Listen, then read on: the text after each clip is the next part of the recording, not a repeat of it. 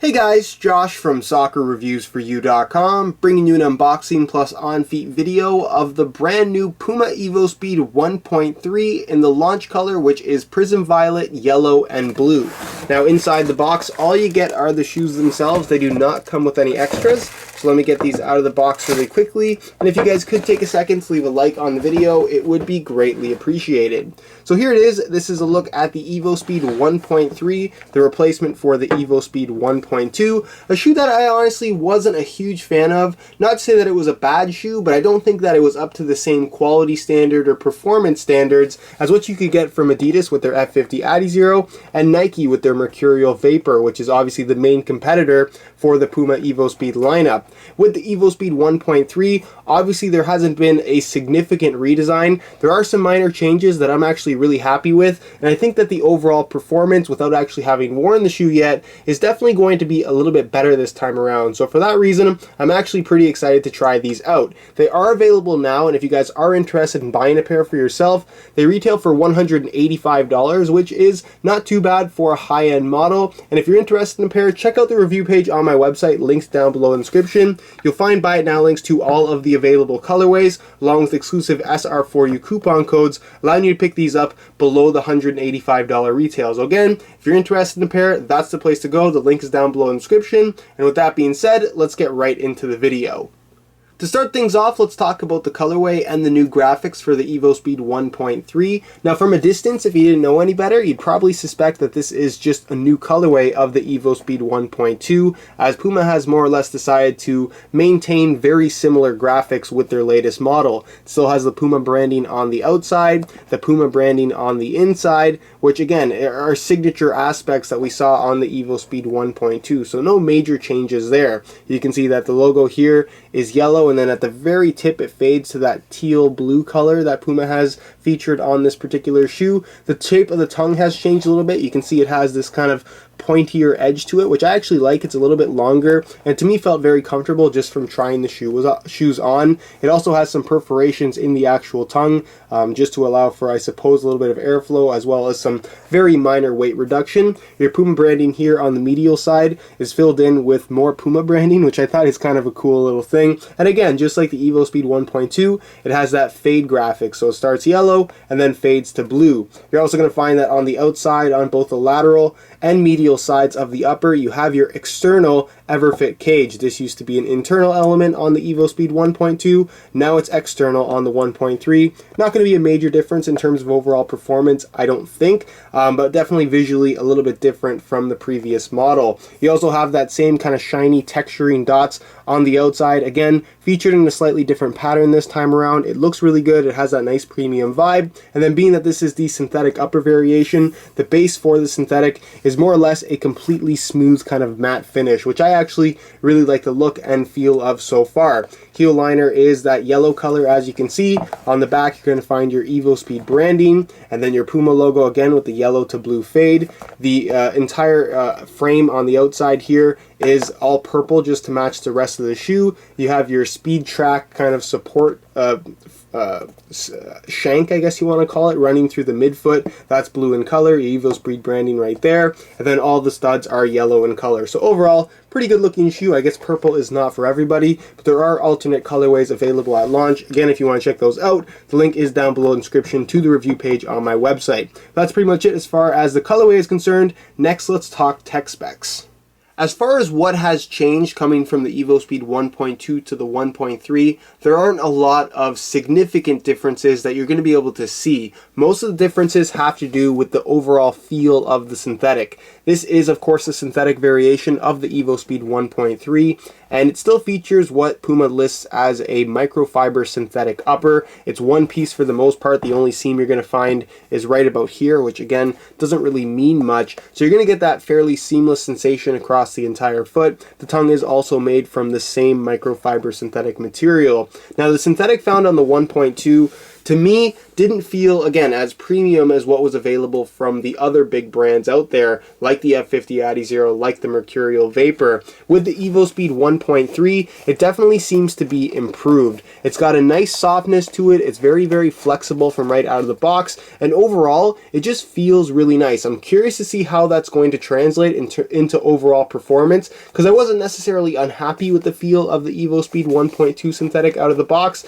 but to me, this one feels a lot nicer, and again, I'm just curious to see how it's going to perform. In terms of thickness, it's thin. You can see some of the thickness right there in the tongue, but it definitely is a little bit thicker than what's available right now from the Nike Mercurial Vapor 10, as well as a synthetic F50 Adizero. So yes, it's going to provide more of a barefoot feel, but there definitely is more thickness, more bulk to this synthetic upper than, like I said, its competitors, which again, isn't necessarily a bad thing. It's just going to make for a slightly different feel. On the outside, it's finished with a completely kind of matte finish, which is going to provide no extra grip whatsoever. And then you can see they've implemented these very kind of subtle, shiny grip texturing dots across the entire upper. It's a very, very subtle amount of grip, so I don't expect it to have too much of an impact, if any at all, when making touches on the ball, but it definitely is something worth noting. The lacing system remains central, as you guys can see, so you're going to be able to get a nice, secure fit. And then, in order to kind of reinforce the ultra-thin upper featured on the shoe, Puma has incorporated their EverFit cage technology, which on the 1.3 has moved to the outside of the shoe, which is the opposite of what we had on the 1.2. So you can see here on the lateral side through the midfoot, you're going to have basically a fused-on piece of harder plastic material. Now, it's still flexible. It's not going to hurt the overall kind of comfort of the shoe. It's not going to change the fit in any way at all. It's just going to reinforce this area of the upper. You can see it kind of runs through the majority of the midfoot. I'm not sure why they didn't make it go all the way to the base of the sole, but they didn't. And you can see it runs into the lacing system as well. So this is going to allow that area of the shoe, as well as on the medial side right here, to kind of hug the midfoot area of your foot and keep it from moving around when you are making those hard lateral and medial cuts. Now, I removed the laces on the other pair here so you guys can get a look at the inside. You can see the tongue, like I mentioned earlier, has perforations right through it, so if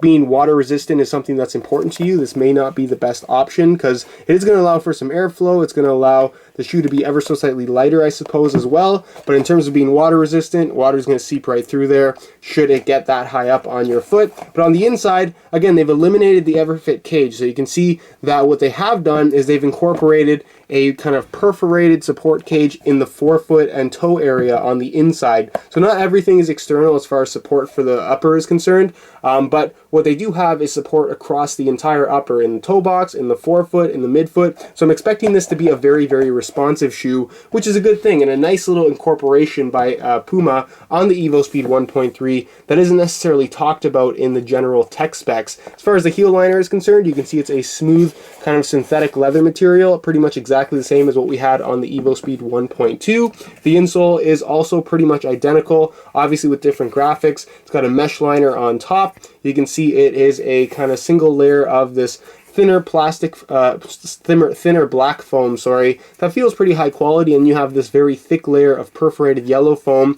in both the heel and in the forefoot. So again, it's going to allow for some really good step-in comfort, especially for a shoe that's as light as the evoSPEED 1.3. And then moving on to the one-piece sole plate and heel counter, again, this has not changed at all coming from the 1.2. You have your external heel counter, which has the little cutouts right here in the heel, again, just to save a little bit of weight. It's going to do its job as far as lateral support is concerned, and overall just should feel pretty good in terms of overall performance. And then the sole plate is part plastic, part Pebax. This Speed Track shank running through the midfoot area is made from a Pebax material. The variation in plastics doesn't mean all that much to me. It's nice and flexible. You have your Duo Flex grooves here in the forefoot, so it's going to be able to flex in pretty much all directions. And as far as sole plates go, it is on the thinner side, which again is just going to make for a more flexible feel overall, as opposed to something that perhaps is going to be more rigid and responsive, which is what you might get from a Vapor 8, even a Vapor 10, maybe even a Superfly if you want to compare it to other shoes out there on the market. As far as the stud pattern is concerned, again, nothing has changed coming from the evoSPEED 1.2. It's pretty much all conical studs that are fairly long and aggressive as far as conical stud patterns go. So yes, they're traditional in shape, but in terms of performance, performance, this is going to be very aggressive while still maintaining a good amount of stability. So plenty of grip at push-off and plenty of maneuverability once your foot is planted. So 4 studs on the outside of the forefoot, 3 on the inside, 1 support stud in the middle, and then your 4 studs in the heel. Nothing fancy, but it definitely will get the job done. So that's pretty much it as far as a close-up look at the shoe, the tech specs, what you need to know as far as features are concerned, and move on next to a quick weigh-in so you can see how lightweight these guys are. In terms of weight, the evoSPEED 1.3 is almost exactly the same as the evoSPEED 1.2. There haven't been major changes to the shoe, so I guess that shouldn't be too surprising. So I'm going to weigh this pair for you today in real time. Keep in mind this is a brand new pair in a size 9.5 US.